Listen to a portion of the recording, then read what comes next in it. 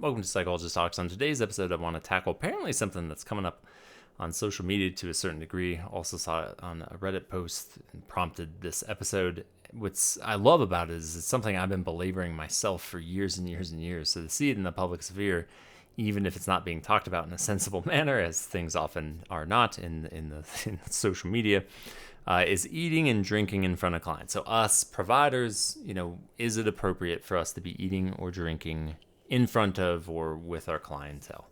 And I'll walk through a couple things. One, kind of initial psychodynamic training, and I think the ideology around that, what I have come to understand from that, and where I am landing today. And in general, for whatever it's worth, my recommendation, what I think is personally sensible, take it or leave it. I'm not saying it's right or wrong, it's just a personal belief system.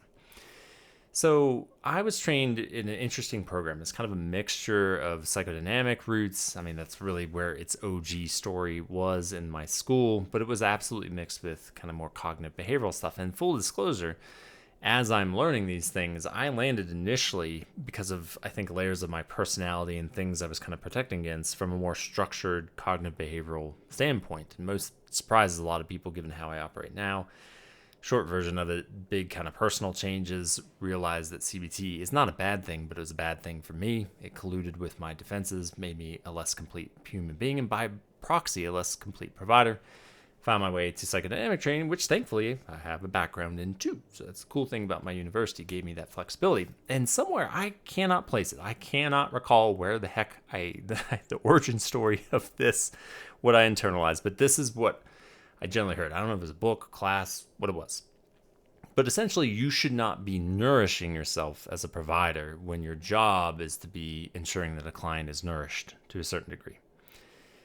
Now, I want to be very clear. I don't know exactly what the chatter is, but it's not like a conscious process. Like how I remember it being framed was tending to an unconscious subliminal process. So it's not like of the utmost hard and fast, how dare you if you do it. But what you're trying to do is tend to this, what could be inadvertently coming across as like, you're coming to me with problems and I'm over here, eating and drinking and stuff, nourishing myself.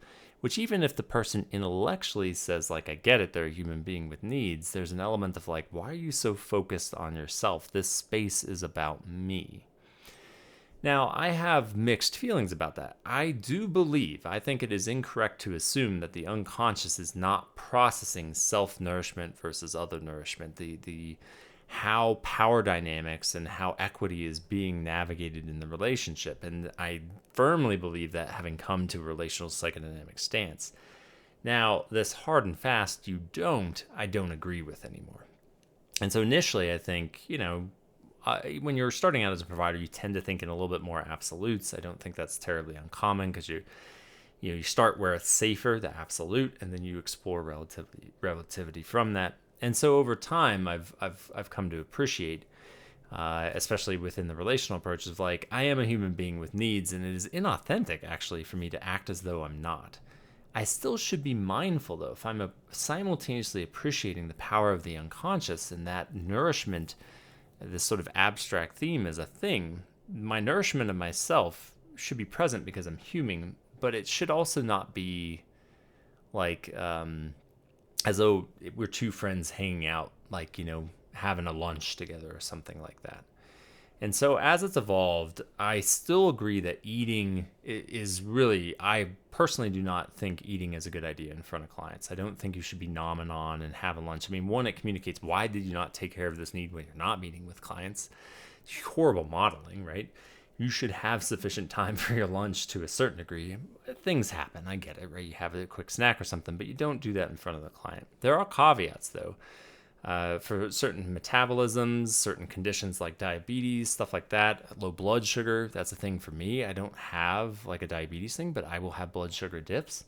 And so it's within reason to eat in front of a client. Now, I will personally, maybe I don't have to, I can just leave it to be assumed, but I tend to just over communicate in my relational approach. I will tend to say like, hey, my blood sugar's dropping, I'm going to be snacking real quick. And everyone is always, at least verbally to my face, and if I'm trusting the frame that I set, honestly saying like, yeah, you do you. I don't know. I've never really asked, like, have you appreciated me naming that because it's just so low on the totem pole. I don't want to waste clinical time. But my impression is I think people do appreciate that sort of transparency. Like, hey, I'm going to eat. I'm not popping popcorn over here just for funsies. I'm eating because there's a practical reason I need to. There's a legitimate need and necessity to it. So that's the food side.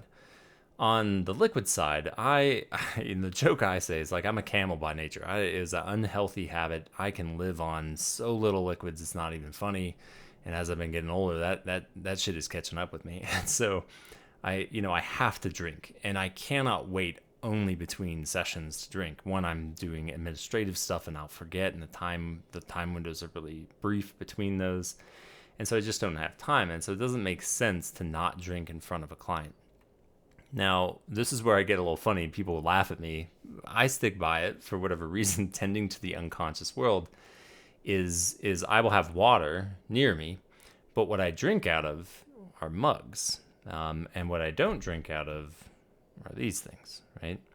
Now, why is this? This is where people laugh. This, to me, when you think of the imagery of like a sports bottle, is about like activity on the go, running, right? It's working out. It does not speak to something that is like grounding in nature. Whereas you think about like the imagery associated with like coffee mugs and those sorts of things, or tea, there is something like if you are drinking with somebody with one of these, you don't go for a run. You're not active. This shit can break, right? It's not made out of plastic. And so there's something, I think, grounding about using these sorts of devices, because it's like, I'm going to sit here and I'm going to drink, right? But I'm not going anywhere, right? I have to sit this down carefully. I can't just throw it down. I can't fall to the ground, right? It's open face. And so there's something kind of like, again, grounding about it, something stationary about it. And so I very much believe we should be able to drink while we're meeting with clients. Be mindful, right? Someone's sitting there going into big trauma and you're like, not the best timing, obviously. But, if it's just kind of the natural course of things and you're talking about stuff, there's no harm in drinking. And so, this is where my recommendations land, is that, there's an overextension. This whole like, don't do it is a little too extreme. You shouldn't be I don't think the unequivocal is like, you shouldn't be stuffing your face with like a freaking hoagie or something like that. That I will set a firm line around. Eating some mixed nuts, right? Something that keeps you rolling. Particularly if there's a need or your stomach's churning or anything like that. You are a human being first, and that is okay. My personal belief is you frame around that. And then the standards and restrictions around water, in the very least, should be very non-existent outside of, just don't be sitting there chugging and, interrupting the flow of the session. And my personal recommendation is look for things that have an imagery that are more stationary, with somebody grounding. You're not going to be on the go, on the run. Because if you don't believe that people don't subliminally process things, go look at marketing research. It's 100% a thing. It's a reason why our environments, when we provide therapy, matter too. If you go into a therapist's office and there isn't a grounding effect to it, it's going to communicate something consciously or unconsciously to the client that could be antithetical to growth. You could be the best provider ever. It is something that there's at least initially a tide that would have to be swum against that you don't want. And so why not, just with a little bit of effort, do something that's a little bit more grounding and a little bit more present with people. So at the end of the day, drinking, yes. Eating, be mindful, be careful.